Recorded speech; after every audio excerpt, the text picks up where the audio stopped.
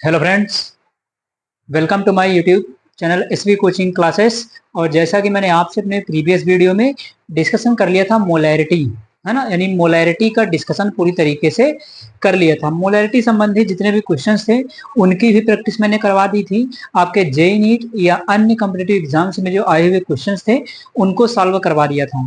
तो मोलैरिटी के बाद अगला जो कंसंट्रेशन टर्म्स है आपका, वो है आपका नॉर्मेलिटी। यानी यहाँ पर हम पढ़ेंगे नॉर्मेलिटी के विषय में, नॉर्मलता के विषय में। ठीक है। तो अब देखिए, नॉर्मेलिटी और मोलैरिटी बहुत इंपॉर्टेंट इकाइयां हैं।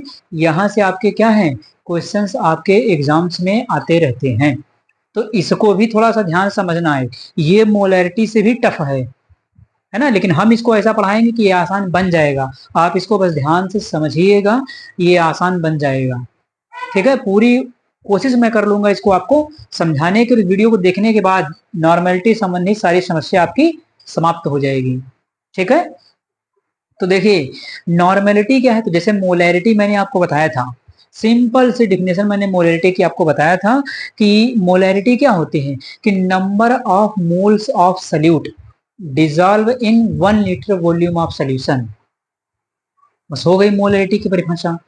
यहां पर थोड़ा सा चेंज होगा। बस क्या चेंज होगा, यहां पर चेंज होगा कि number of gram equivalent of solute, number of gram equivalent of solute dissolve in 1 litre volume of solution is called, क्या हो जाएगा, नॉर्मेलिटी। यानी किसी भी विलेय पदार्थ के, है ना, 1 ग्राम तुल्यांक या ग्राम तुल्यांकों की संख्या, है ना, किसी भी विलेय पदार्थ के ग्राम तुल्यांकों की संख्या जो 1 लीटर विलयन में उपस्थित हो, उसको हम क्या कहेंगे, नॉर्मलता कहेंगे, नॉर्मलिटी कहेंगे। ठीक है। दूसरे शब्दों में भी अगर कहा जाए तो ऐसे भी कह सकते हैं कि 1 लीटर विलयन में उपस्थित, 1 लीटर विलयन में उपस्थित विलेय पदार्थ के ग्राम तुल्यांकों की संख्या को उस विलयन की नॉर्मलता कहते हैं। ये भी सांद्रता की इकाई है, कंसंट्रेशन यूनिट्स है। ठीक है। तो ध्यान से देखिएगा डेफिनेशन क्या कहती है। तो देखिए, लिखा है नॉर्मेलिटी, है ना, कैपिटल एन लिखा है। कैपिटल एन से इसको क्या करते हैं, रिप्रेजेंट किया जाता है। कैपिटल एन से इसको हम रिप्रेजेंट करेंगे। ठीक है। तो कैपिटल एन सिंबल लिखा हुआ है। ठीक, उसके बाद डेफिनेशन देखिए, लिखा हुआ है कि it is the number of gram equivalents. कहता है कि it is the number of gram equivalents. मैंने बता दिया कि ग्राम इक्विवेलेंट्स, अभी समझेंगे ग्राम इक्विवेलेंट्स होता क्या है। ठीक है। Number of gram equivalents of A solute, है ना, ऑफ ए सॉल्यूट, कोई भी एक सॉल्यूट होगा, उसका कितना ग्राम इक्विवेलेंट है। ठीक है। कहां पर, dissolve in 1 litre volume of solution. तो 1 लीटर विलयन में किसी भी सॉल्यूट का कितना ग्राम इक्विवेलेंट प्रेजेंट है या उसमें डिजॉल्व है। कहीं कहीं देखेंगे प्रेजेंट लिखा होगा, कहीं कहीं डिजॉल्व लिखा होता है। तो उससे कोई दिक्कत नहीं, आप प्रेजेंट लिखिए, डिजॉल्व लिखिए, उससे कोई फर्क नहीं पड़ने वाला है। डेफिनेशन आपकी सही होनी चाहिए बस। ठीक है। तो dissolve in 1 litre volume of solution, ठीक है, इज कॉल्ड नॉर्मलिटी कर सकते हैं। ठीक है। तो ये डिफिनेशन इसकी हो गई, है ना। इतनी डिफिनेशन आप इसकी लिखेंगे और इसमें अब आगे वो नहीं लिखने की हो सकता है कि इज कॉल्ड मोलैरिटी, है ना। यहां तक मैंने बता दिया, मेन इतनी ही डिफिनेशन बनती है इसकी। ठीक। अब उसके बाद इसका फार्मूला देखिए। तो जो डिफिनेशन है वही फार्मूला है। देखिए, नॉर्मेलिटी को कैपिटल एन से लिखते हैं। देखिए, capital N is equal to क्या लिखा है, लिखा हुआ है कि ग्राम इक्विवेलेंट ऑफ सोल्यूट। ठीक, तो ग्राम इक्विवेलेंट ऑफ सोल्यूट, यानी सोल्यूट का ग्राम इक्विवेलेंट कितना है। ठीक, नीचे लिखा हुआ है कि वॉल्यूम ऑफ सोल्यूशन, और नीचे क्या होगा आपका, वॉल्यूम ऑफ सोल्यूशन, और किस में रखना है, तो लीटर में रखना है। ठीक है। तो ये क्या हो जाएगा, ये आपको लीटर में रखना है। ठीक, तो ग्राम इक्विवेलेंट ऑफ सोल्यूट हो जाएगा और नीचे वॉल्यूम ऑफ सोल्यूशन हो जाएगा। ठीक, उसके बाद अब इसकी यूनिट की बात कर लेते हैं। तो यहां पर देखिए, ग्राम इक्विवेलेंट की यूनिट क्या हो जाएगी, ग्राम इक्विवेलेंट, इसको थोड़ा सा मैं करेक्ट करके लिख देता हूं ऐसे, है ना। इधर जगह कम है, आ नहीं पा रहा है, इसलिए थोड़ा इसको छोटा करके लिख देते हैं ऐसे। ये ग्राम हो गया, ये डॉट लगाया, ये इक्विवेलेंट है, और ये लगा दिया नीचे लीटर। तो ग्राम इक्विवेलेंट पर लीटर क्या हो जाएगी, इसकी यूनिट हो जाएगी। भाई ग्राम इक्विवेलेंट किसका यूनिट है, वो ऊपर है, देखिए ग्राम इक्विवेलेंट किसका रखना है, सल्यूट का। तो ऊपर तो वही रहता है, जैसे मोलैरिटी में आपने देखा था, तो मोल को क्या है, मोल की यूनिट मोल ही रहती है। उसी प्रकार से यहाँ भी ग्राम इक्विवेलेंट की यूनिट ग्राम इक्विवेलेंट ही रहेगी। ठीक, तो ग्राम इक्विवेलेंट लिखा हुआ है तो ग्राम इक्विवेलेंट रहेगा।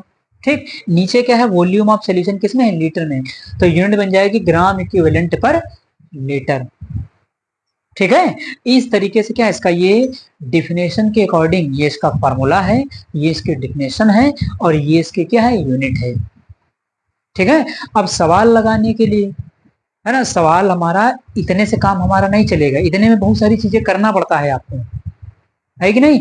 तो वहां पर क्या है, उसके लिए आपको इस फार्मूले को आगे बढ़ाना पड़ेगा, इसको सरल बनाना पड़ेगा। ये कठिन फार्मूला, हार्ड फार्मूला लिखा हुआ है, फिर डिफिनेशन जो कहती है, ये तो फिर आपको पहले से पता हो, सब कुछ आता हो, बिल्कुल क्लियर हो, तब आप सीधे ये फार्मूला लगा सकते हैं। सवाल लगाने के लिए, क्वेश्चंस को करने के लिए हम क्या करते हैं, इस फार्मूले का यूज कभी भी नहीं करते हैं। ठीक है, या फिर आपको डायरेक्ट अगर ये यूनिट दे दी जाती है तब आप डायरेक्ट यहाँ पर रख सकते हैं। ठीक है, लेकिन कभी भी इस फार्मूले का यूज हम डायरेक्ट नहीं कर सकते हैं। इस फार्मूले को हमें क्या करना पड़ेगा, धीरे धीरे एक्सपेंड करना पड़ेगा, सरल बनाना पड़ेगा। ये कॉम्प्लिकेटेड फार्मूला डेफिनेशन के हिसाब से लिखा हुआ है।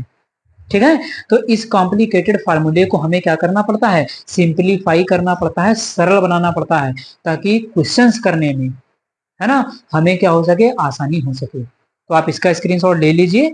फिर इस फार्मूले को मैं बिल्कुल आसान से स्टेप बाय स्टेप एक एक चीज आपको समझाता चलूंगा, और बिल्कुल लास्ट में हमारा नॉर्मल सा फार्मूला आ जाएगा कि किसी भी क्वेश्चन में फार्मूला लगा दीजिए, आपका सवाल सॉल्व हो जाएगा। ठीक है, तो इसका स्क्रीनशॉट ले लीजिए।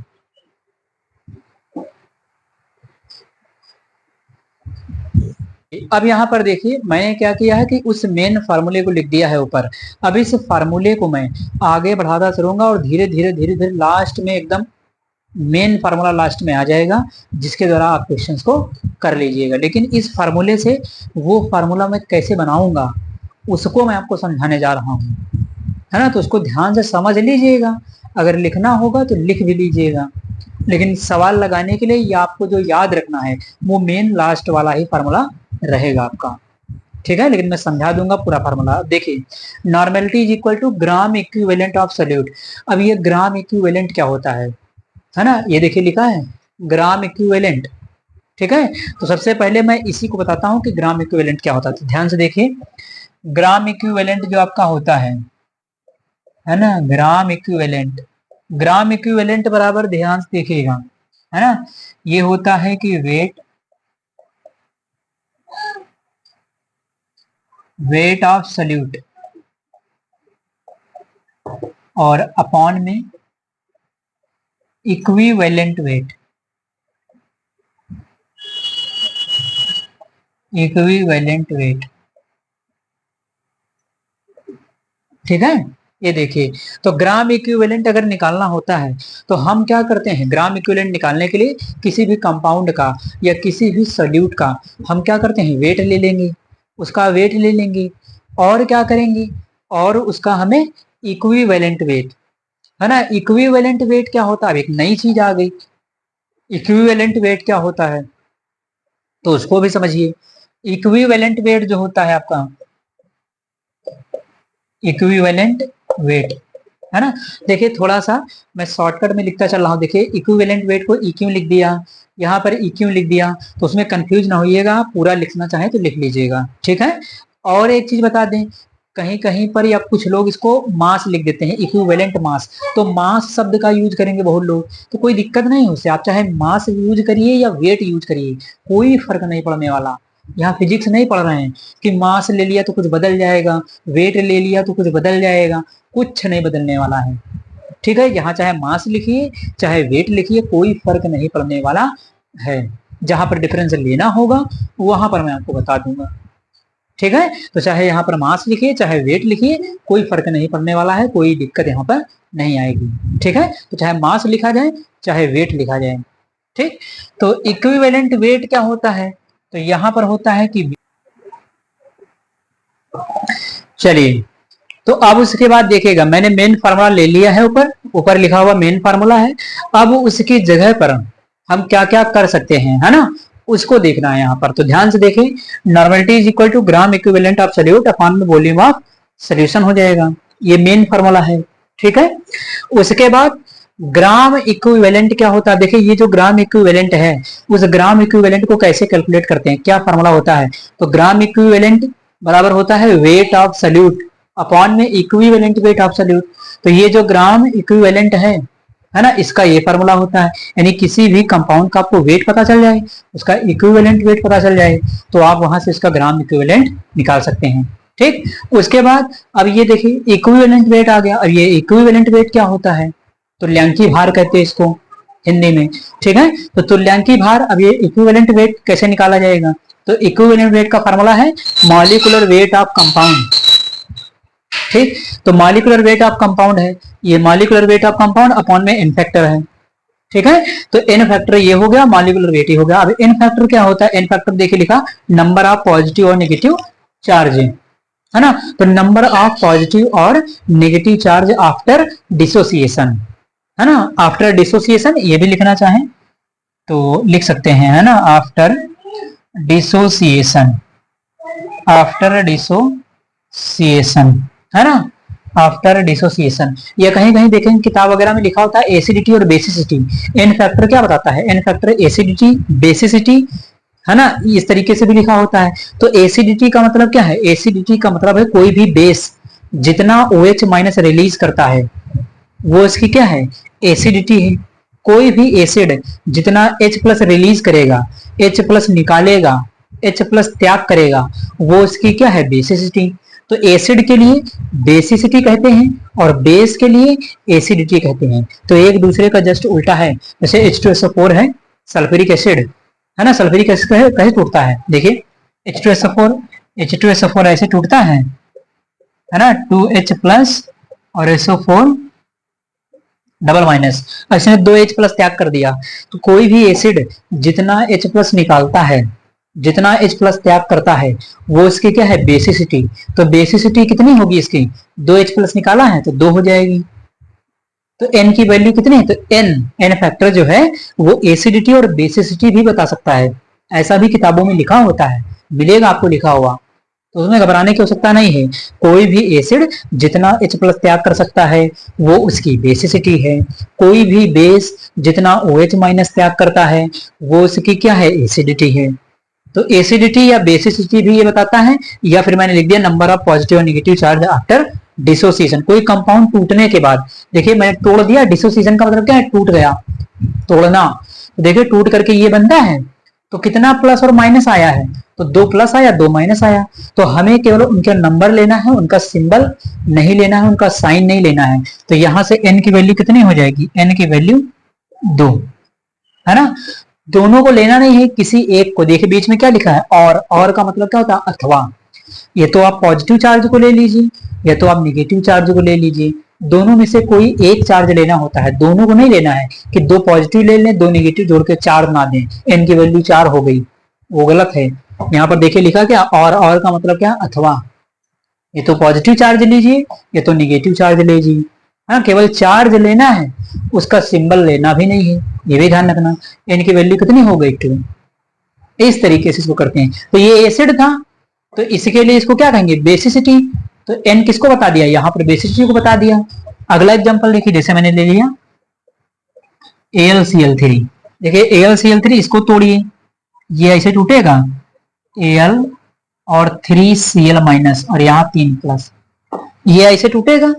अब देखिए टूटने के बाद, डिसोसिएशन के बाद कितना पॉजिटिव निगेटिव चार्ज आया है, तो इस पर प्लस का 3 आया और इस पर माइनस का 3 आया, ठीक है। तो अब केवल आपको चार्ज देखना है, आयनों की संख्या नहीं देखना, वरना गलत हो जाएगा। फिर आयनों की संख्या का मतलब क्या होगा, आयन का मतलब फिर ये 3 हो गया, 3 क्लोराइड आयन और 1 एल्युमिनियम आयन, तो कितना हो गया, 4 हो गया। फिर या फिर अगर एक ही को काउंट करेंगे, देखिए 3 क्लोराइड आयन है, तो फिर n की वैल्यू कितना, 3 लेंगे, जो कि गलत हो जाएगा फिर, क्योंकि मैंने कहा है पॉजिटिव और नेगेटिव चार्ज आपको लेना है, कितना चार्ज आया है। तो चार्ज यहाँ +3 है, यहाँ -3 है ना। चार्ज में हम इस नंबर को काउंट करेंगे क्योंकि 3 Cl है ना, तो 1 Cl पर 1 माइनस, तो 3 Cl पर 3 माइनस, तो टोटल चार्ज कितना है, 3 माइनस ही तो है, और यहाँ कितना है, 3 प्लस है। तो दोनों में से कोई एक ले लेना है। एन की वैल्यू कितनी आई है, 3, चाहे प्लस हो चाहे माइनस हो। कितना आया एन की वैल्यू, 3। तो एन की वैल्यू यहाँ पर हम क्या लिखेंगे, 3, यानी एन फैक्टर कितना आया है, 3 आ गया। इस तरीके से केवल संख्या लेनी है, सिंबल लेना नहीं है कि माइनस का लिया तो माइनस लगा दें, प्लस लिया तो प्लस लगा दें, हमेशा प्लस में लिखा जाएगा। ठीक है, तो ये देखिए AlCl3 के लिए हो गया।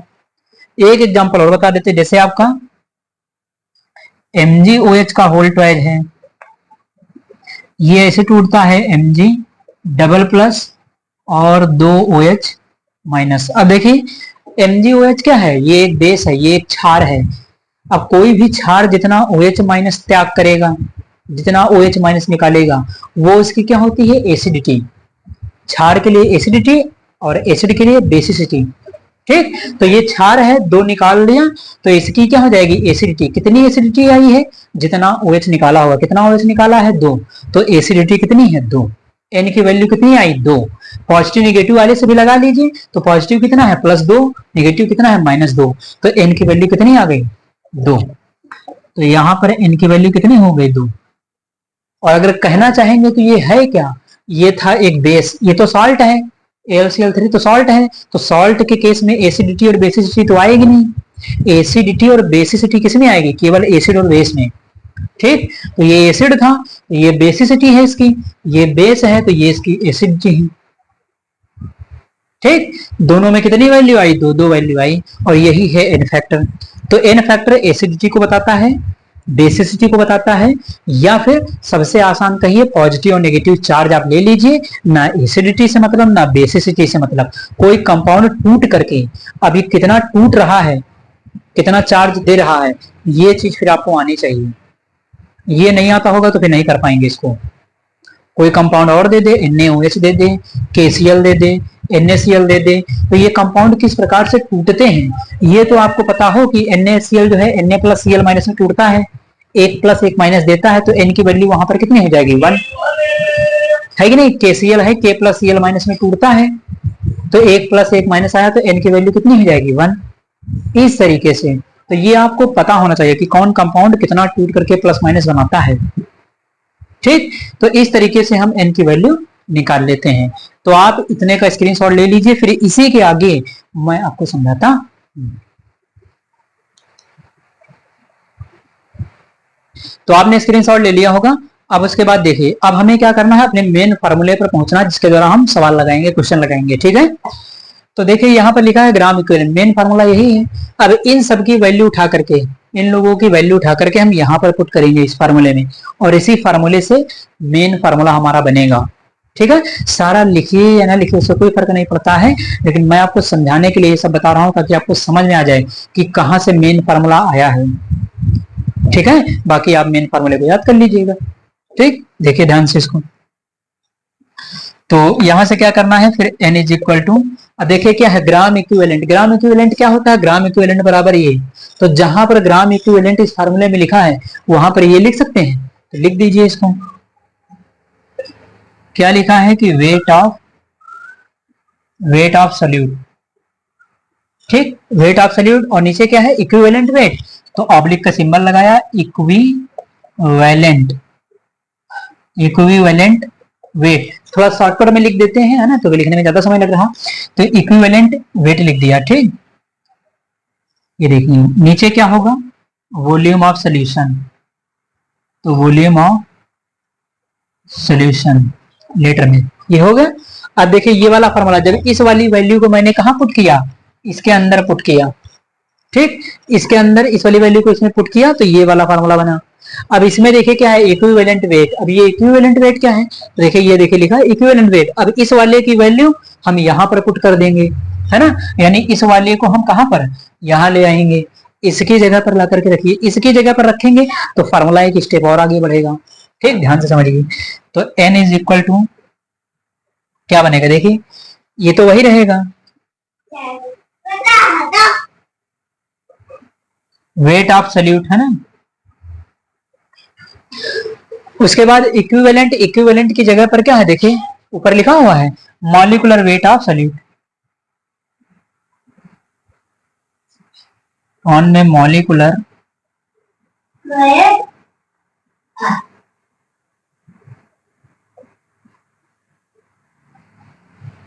ये देखिए वेट ऑफ सॉल्यूट अपॉन में मॉलिक्यूलर वेट ऑफ सॉल्यूट, कहीं कहीं मास लिखा होगा, mass of solute, molecular mass of solute, तो कोई दिक्कत नहीं, मास और वेट में यहाँ कोई डिफरेंस नहीं लिया जाएगा। ठीक है, चाहे मास लिखिए चाहे वेट लिखिए कोई फर्क नहीं पड़ने वाला, जहां फर्क पड़ने वाला होगा वहां आपको बताया जाएगा। ठीक है, तो तमाम जगह पर भी तमाम बुक्स में आप देखेंगे तो ये भी लिखा होता है ना कि मास ऑफ सॉल्यूट अपॉन में मोलर मास ऑफ सॉल्यूट या मॉलिक्यूलर मास ऑफ सॉल्यूट, चाहे मास लिखिए चाहे वेट लिखिए, मैं हमेशा वेट यूज करूंगा तो वेट यहाँ पर लिखा रहा हूँ, आप मास लिखना होगा तो मास लिख लीजिएगा, कोई दिक्कत नहीं, कंफ्यूजन नहीं होनी चाहिए बस। ठीक, तो वेट ऑफ सॉल्यूट अपॉन में मॉलिक्यूलर वेट ऑफ सॉल्यूट ये हुआ।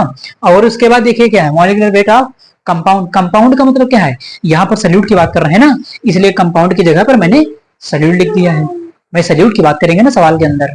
ठीक, तो यहाँ पर सॉल्यूट आ गया। उसके नीचे क्या है एन फैक्टर, तो यहाँ पर हम क्या कर दें, यहाँ पर कर दे एन फैक्टर, है ना ये, है ना, इसके ऑब्लिक करके जो है ये एन फैक्टर लिखा हुआ है लास्ट में पीछे। ठीक है, ये ध्यान रखिएगा, थोड़ा सा स्पेस कम है इसलिए मैंने ऑब्लिक करके लिख दिया है एन फैक्टर।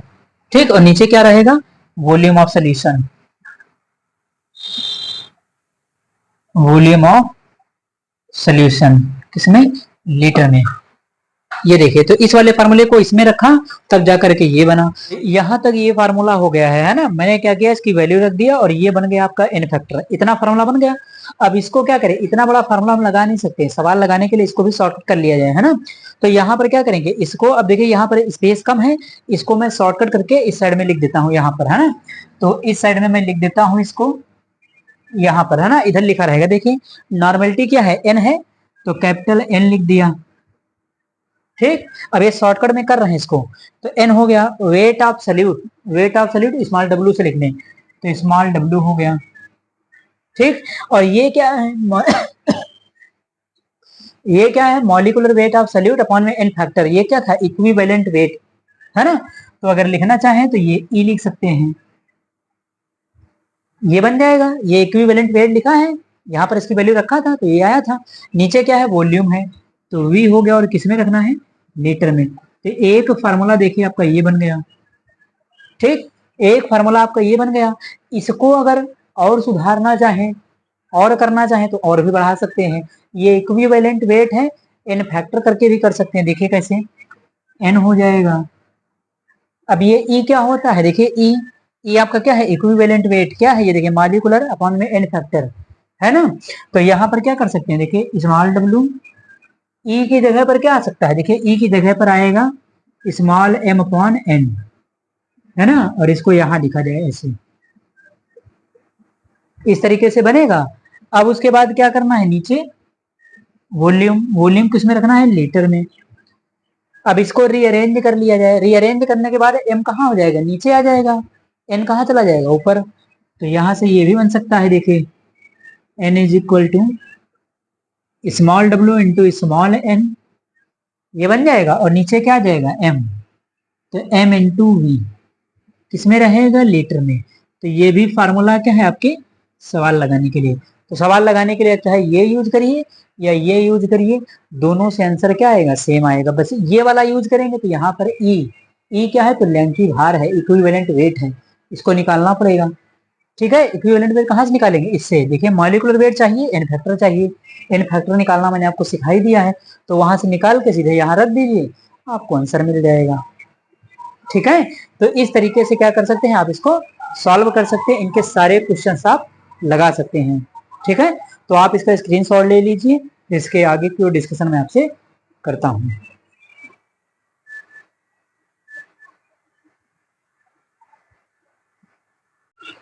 तो चलिए अब उसी के जस्ट आगे देखते हैं, यहाँ पर मैंने नॉर्मेलिटी का फार्मूला लिख दिया है ना। ये नॉर्मेलिटी का फार्मूला था small W into N factor upon में स्मॉल एम इंटू वी, है ना। ये उसी को शॉर्टकट करके मैंने लिख दिया है बस, है ना। तो ये मैंने क्या किया, इसको अरेंज करके लिख दिया है। अब उसके बाद देखिए यहाँ ये नॉर्मेलिटी हो गया, अब यहीं से रिलेशनशिप आएगी, relationship between normality and molarity, है ना। यानी मोलैरिटी और नॉर्मेलिटी में क्या रिलेशनशिप होती है, इसके विषय में आपको जानना है। ठीक, तो ध्यान से देखिए, ये नॉर्मेलिटी का फार्मूला है। मोलैरिटी का फार्मूला क्या होता है, ध्यान से देखिए उसको। मोलैरिटी का फार्मूला होता है स्मॉल डब्ल्यू अपॉन में स्मॉल एम इंटू वी। ये देखिए, ये होता है, देखिए मोलैरिटी का फार्मूला ये होता है ना। तो अब यहाँ पर क्या करना, इस फार्मूले को इससे मैच करिए, इस वाले से। देखिए इसमें इतना पोर्शन मैच कर रहा है, स्मॉल डब्ल्यू एम और वी। देखिए स्मॉल डब्ल्यू एम और वी मैच करता है, तो इतने की जगह पर, इतने फार्मूले की जगह पर, इसकी जगह पर, है ना, इसकी जगह पर, इतने की जगह पर हम क्या करेंगे, इसकी जगह पर कैपिटल एम लिख देंगे, है कि नहीं। तो यहाँ पर क्या करेंगे, इसकी जगह पर हम ये लिख सकते हैं कैपिटल एम, ये क्या है, मोलैरिटी है कि नहीं है। ठीक, तो यहाँ लिख देंगे, है ना, एन हो जाएगा और ये कैपिटल एम हो जाएगा। ठीक, और ये क्या हो जाएगा, एन फैक्टर। एन फैक्टर निकालना मैंने आपको बता ही दिया है। ठीक है, तो ये आपका हो जाएगा फाइनली,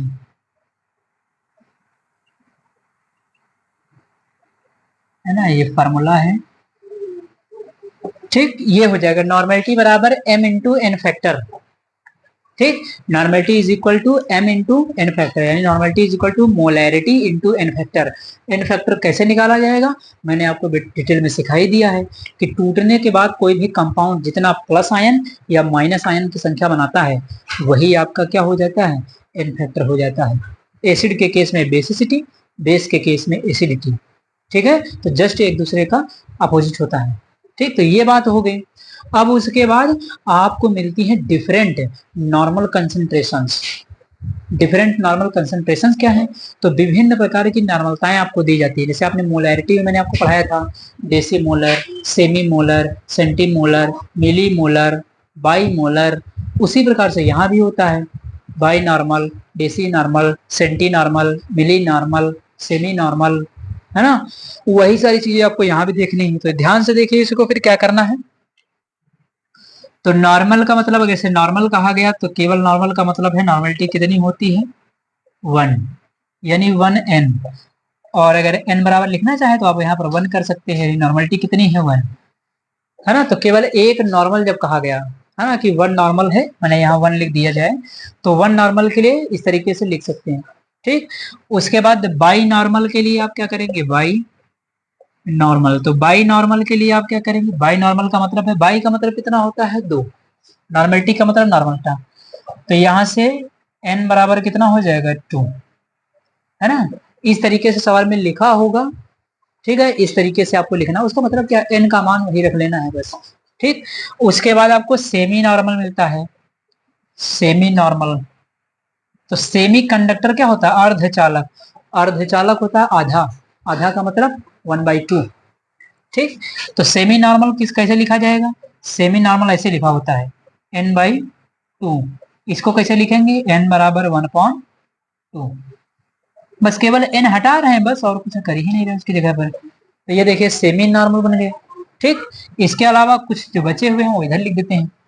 सेमी नॉर्मल के बाद डेसी नॉर्मल, डेसी का मतलब कितना होगा, 10। ठीक, तो यहां पर लिख देते हैं डेसी नॉर्मल। डेसी नॉर्मल का मतलब क्या है, नॉर्मलिटी n/10, या अगर आप लिखना चाहें इसको तो 1/10, इस तरीके से। तो डेसी नॉर्मल हो गया।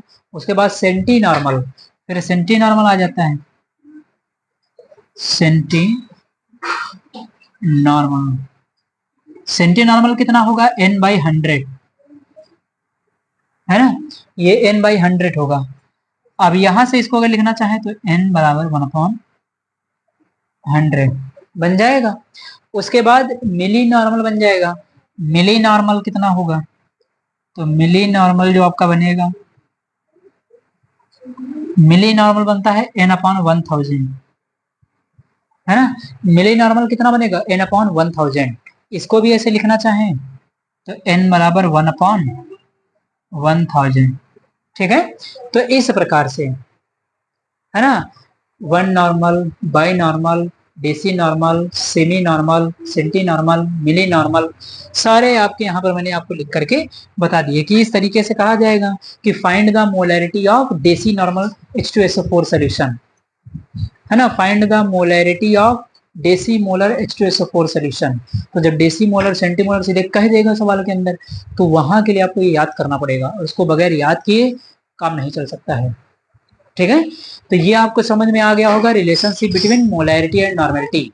यहाँ से आप सवाल कर सकते हैं, रिलेशनशिप से भी जेईई नीट में क्वेश्चंस आए हुए हैं, ठीक है, आपके बोर्ड एग्जाम में, आपके होम एग्जाम में, वहां भी देखने को मिलते हैं।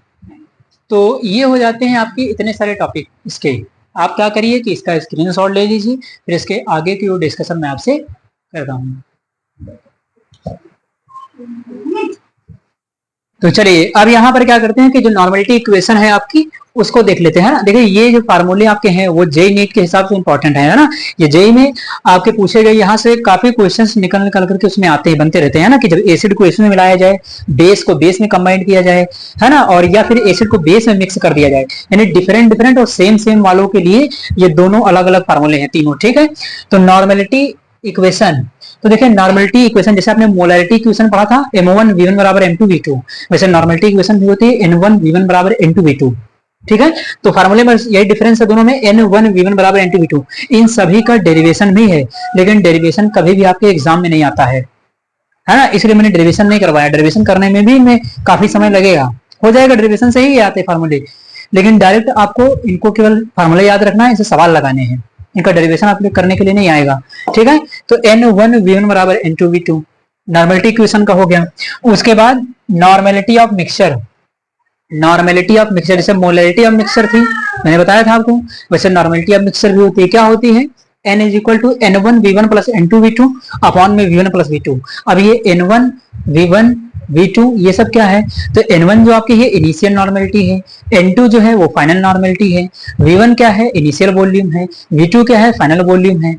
तो जानते होंगे मोलैरिटी में मैंने आपको पढ़ा ही रखा, अगर पिछला वीडियो देखा होगा तभी समझ में आएगा ज्यादातर, है ना। अब N1 V1 यहाँ भी आया तो सब जगह पर वही है, जहां जहां पर N1 है वो इनिशियल नॉर्मेलिटी है, जहां जहां पर N2 है वो फाइनल नॉर्मेलिटी है, जहां जहां पर V1 है वो इनिशियल वॉल्यूम है, जहां जहां पर V2 है वो फाइनल वॉल्यूम है, ठीक है। अभी देखिए दो फार्मूले देखिए, यहाँ पर लगा है प्लस और यहाँ पर लगा है माइनस, इन दोनों का डिफरेंस का मतलब क्या है? इसका मतलब ये है कि जब सेम नेचर वाले होंगे, जैसे एसिड को एसिड में मिलाया गया, बेस को बेस में मिलाया गया, तो जब सेम सेम वाले एक दूसरे में मिलाए जाएंगे तो ये वाला फार्मूला यूज करेंगे, ठीक है।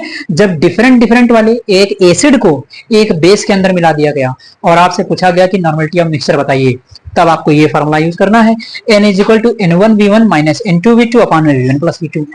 तो जब एसिड को बेस के अंदर मिलाया जाएगा तब के लिए फार्मूला कौन सा है? ये वाला।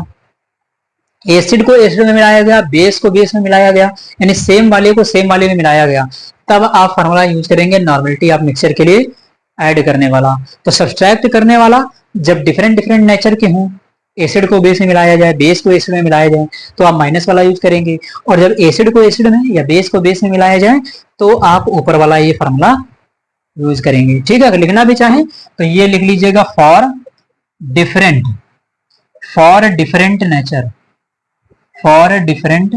नेचर, ठीक है। तो फॉर डिफरेंट नेचर, है ना। डिफरेंट नेचर का मतलब क्या है? जैसे एसिड प्लस बेस, ठीक है, एसिड को बेस में मिलाया जाए। और फॉर सेम नेचर के लिए, तो फॉर सेम नेचर के लिए ये ऊपर वाला है ना, सेम नेचर। सेम नेचर का मतलब क्या है? एसिड को एसिड में, एसिड प्लस एसिड, ठीक है, या फिर आप कहिए बेस प्लस बेस, तो बेस प्लस बेस, ठीक, इस तरीके से। तो ये फार्मूले आप याद रखेंगे, इनके द्वारा क्वेश्चन आप क्या करते हैं? उड़ा देंगे, है ना। जेईई नीट में जो भी प्रश्न आते हैं आप उनको क्या बिल्कुल आसानी से सॉल्व कर ले जाएंगे, और यहाँ से 100% क्लियर हो जाएगा। इस सवाल इससे ज्यादा बढ़ के नहीं आता है कुछ, है ना। जितना कंटेंट था वो मैं पहले से ही देख लेता हूँ कि जेईई नीट में कहाँ से प्रश्न बनाए गए हैं, कहाँ से प्रश्न आ सकते हैं, ठीक है।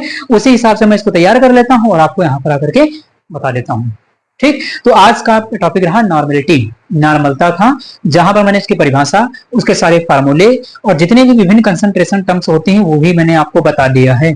सारा कंप्लीट कर दिया नॉर्मलिटी का काम। अब इसके क्वेश्चन प्रैक्टिस करना है, तो उसका जो प्रैक्टिस करने का काम है वो हम करेंगे अपने नेक्स्ट पार्ट में।